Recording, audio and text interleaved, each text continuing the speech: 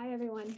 I'm Katie, and I decided to do a memoir in lieu of a traditional thesis because I'm a writer, and I've had a lot of short and long form articles published, but writing and reflecting on my experience was really a growth edge. I found that I really wanted to integrate these amazing experiences I was having, but every time I tried to, my negativity bias was really strong. And I found that it wasn't just for, some of the harder stuff that came up, but even the really happy memories. It was like, I didn't really want to go there. So I decided to challenge myself in this way. And I'm going to just dive in, and then I'll explain a little bit more about why I chose this and the structure. And then if there's time, I'll read one more little excerpt.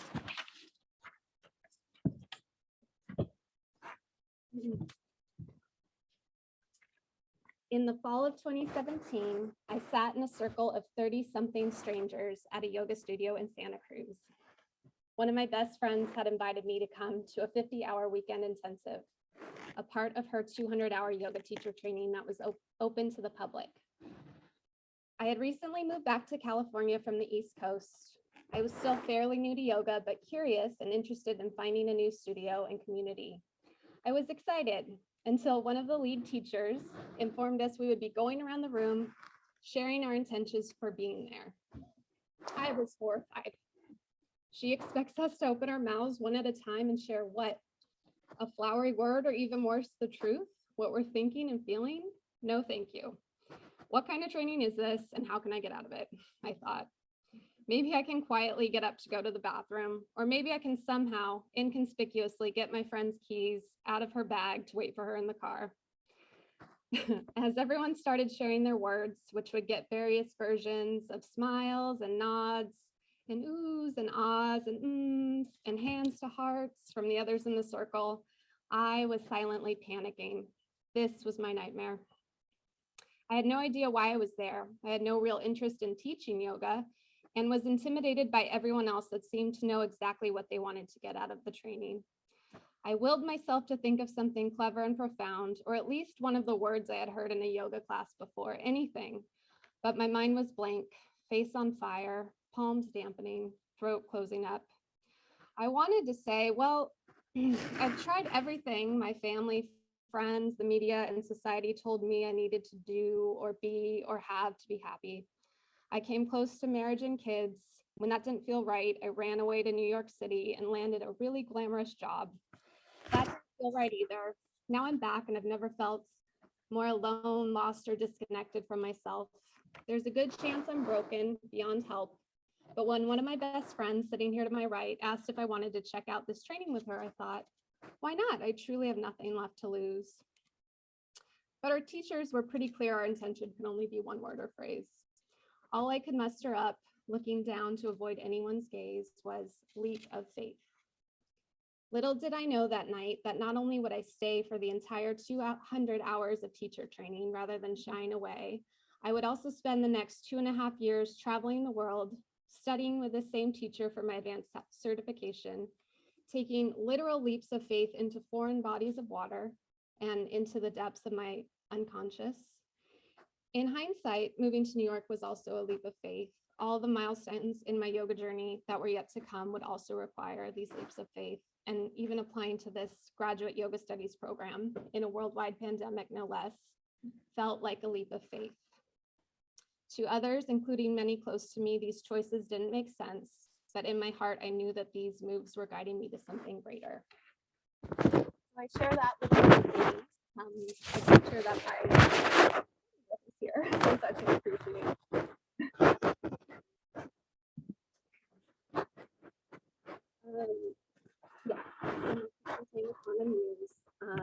This is her guru, Baba Haridas, and I just wanted to take a moment to honor him.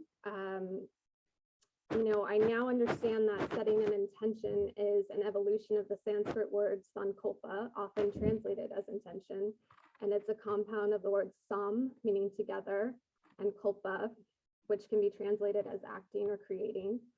And this is one of the first concepts we teach in Dance 174, Introduction to Yoga, an undergraduate course that I was honored to teach this year.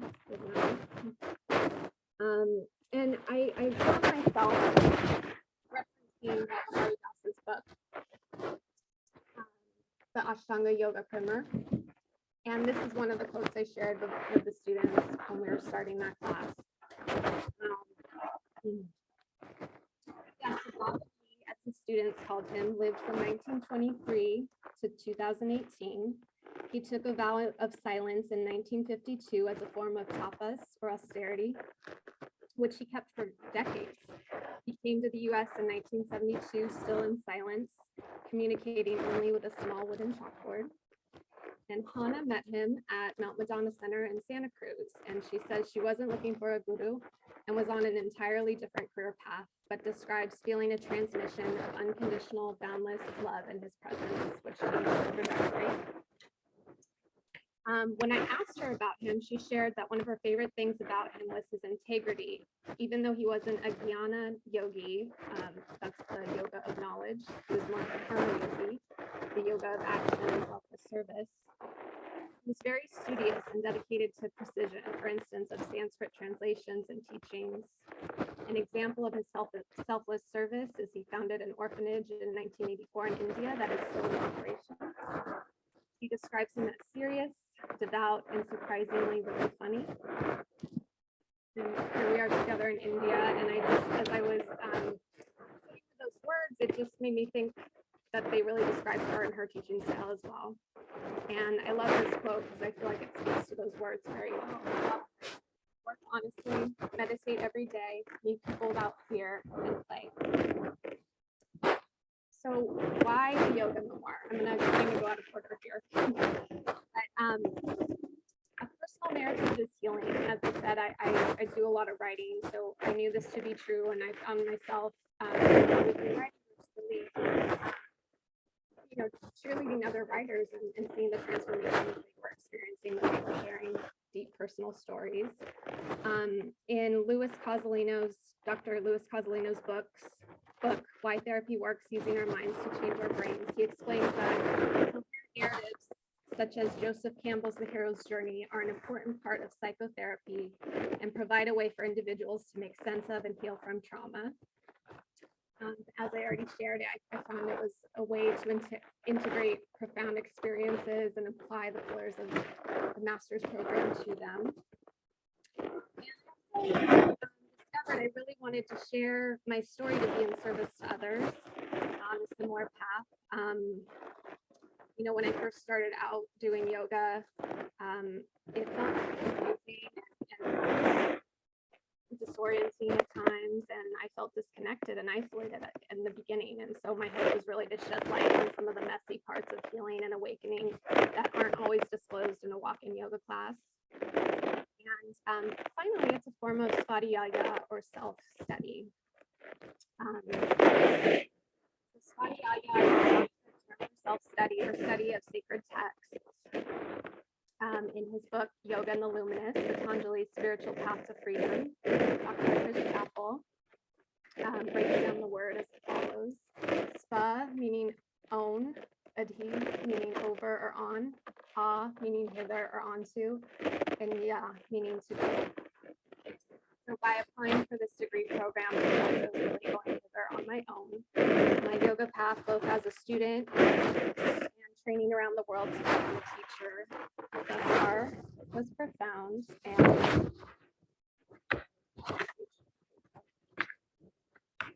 as I shared, I wanted a way to integrate all that I was experiencing. And then the past 2 years of self-study were devoted to the historical, linguistic, theological, therapeutic, and modern day movements of yoga. As I learned to parse out everything from long strands of Devanagari to the complex history of Indian Dharma traditions, to the malleability of modern day yoga movements, I also began to sort through the mystical and therapeutic experiences that made up my personal yoga journey.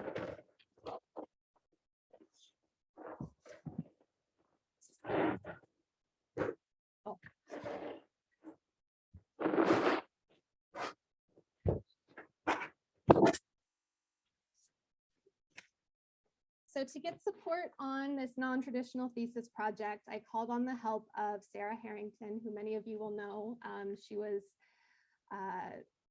She's the former graduate yoga studies program associate, and she also graduated from the program. And among her other many creative hats, she's also a writer. And she helped me really get clarity on how to format my thesis to resemble an actual book proposal. So I'm not going to go through each of these, but this is basically the structure my thesis took: an overview of the project, an outline of the book, comparative titles, my bio, and sample chapters. And this quote from Carl Jung: "We can hardly escape the feeling that the unconscious process moves spiral-wise round a center, gradually getting closer, while the characteristics of the center grow more and more distinct." And I found that to be true as I was writing. And I'll share why in a moment. But a key distinction between memoir and autobiography or autoethnography is that it's not linear, much like my yoga journey. Often experiences, particularly around healing, are much more circular in nature, perhaps even more of a spiral. So to illustrate this point, I will be employing the Jungian-inspired Heroines Journey model developed by Maureen Murdoch, a similar framework to the hero's journey, but through a feminist lens, which Hannah also introduced me to on one of the training modules in Bali. So I'm going to just show you guys my really messy creative process for a moment. This is the Heroine's Journey. It includes some different phases, including separation from the feminine, identification with the masculine and gathering of allies, a road of trials, finding the boon of success, awakening to feelings of spiritual aridity or death, initiation and descent to the goddess, an urgent yearning to reconnect with the feminine, healing the mother-daughter split, healing the wounded masculine, and then integration of the masculine and feminine. So as I started to kind of plug in my journey, I found that, well, some of that was over here and some, it wasn't very, it didn't all flow as well as I hoped, but I was seeing this analogy of a spiral really coming through. And so finally, I just wanted to touch on, so why divine liberated love? What does that mean? What do these words mean? So what kept coming back to me as I was spiraling around in my experiences were these words. And I chose to organize my memoir into 3 sections. So the first section is really the invitation to yoga. This is like the mystical experiences that I would experience going into a walk-in yoga class, for instance. I would leave kind of like Maddie was sharing, feeling like very mystical, very otherworldly, but I'd kind of keep going on with my life. And then in section 2, which is Liberated, this was more of when I started training, taking it a bit more seriously, diving really into the depths. It was really my initiation and individuation process. And it really highlights the therapeutic benefits of yoga. And then the final section, Love, is just an integration, a union of these two, like our shared divinity, and then as well as our individuality. And yeah, so I think there's enough time. So I'm going to read one other small little excerpt. I lay in Shavasana at the end of a yoga class at a studio I had stumbled upon in Greenpoint, a neighborhood in Brooklyn. It was the summer of 2013 and my first day in a new city and state where I didn't know anyone. I was too anxious to relax, unsure of my new environment, not to mention my decision to move across the country. I was already feeling jittery when I heard the teacher start moving around the room, the small objects she carried clinking as the scent of lavender and eucalyptus filled the space. Eventually, she stopped near my mat and applied a mysterious tincture to the back of my neck. Next, she isolated my different sense organs one at a time, covering my face with her hands while the herbal fragrance intensified. Just let go, she whispered in my ear. My body felt activated and frozen at the same time. I now understand that my sympathetic nervous system is actually what was activated, and I was experiencing some form of the freeze response. What the hell did that mean? I wondered as she walked away. My mind started racing. Let go of what? Was my body in the wrong position? Is it even possible to do Shavasana wrong? Was her cryptic message specific to me, or was she whispering the same thing to everyone? And what did she make me sniff? Could this random yoga studio I wandered into be drugging me into some kind of cult? Alone in a big city, I would be an easy target. At the time, I was very new to yoga. While I had taken classes back home, I had no idea what essential oils were, nor was I used to so much touching in a yoga studio.